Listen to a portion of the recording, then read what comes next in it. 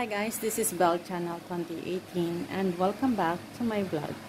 Hindi maiwasan ng kapuso actress na si Sanya Lopez ang humanga sa kapamilya actor na si Joshua Garcia. Sa kanyang guesting sa Fast Talk with Boy Abunda ay sumalang ito sa bagong segment na show na Peek and Talk. Papipiliin siya sa dalawang male celebrities na ipalalabas sa LED screen at ibabahagi niya ang rason kung bakit ito ang kanyang napili. Ang unang lumitaw sa screen na pagpipilian ni Sanya ay si Alden Richard at si Joshua Garcia. Tila nahirapan naman ang dalagang pumili sa dalawa. Piliin ko muna si Joshua Garcia, ang sabi niya. Pagpapatuloy niya kasi si Joshua para nung una ko siyang nakita sa Unbreak My Heart nila sa isang mall, very genuine and parang kinausap niya ako.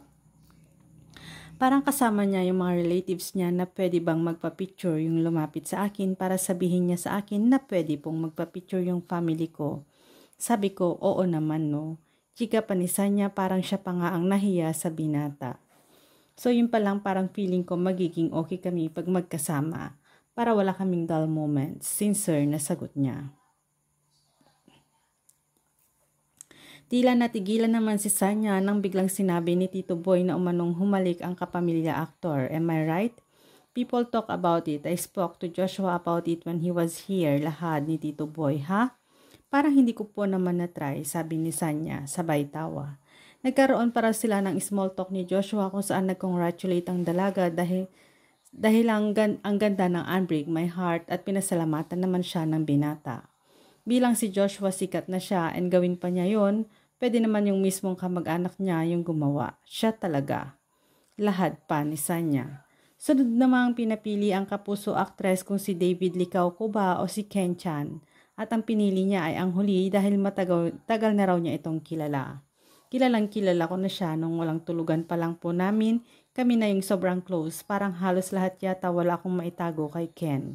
Ang say ni Sanya.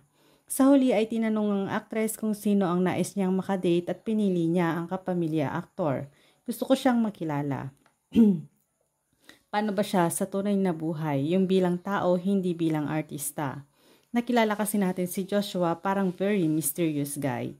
Ang paliwanag ni Sanya. Wala pa namang pahayag si Joshua hinggil sa pahayag ng kapuso actress. Thanks guys for watching and God bless everyone.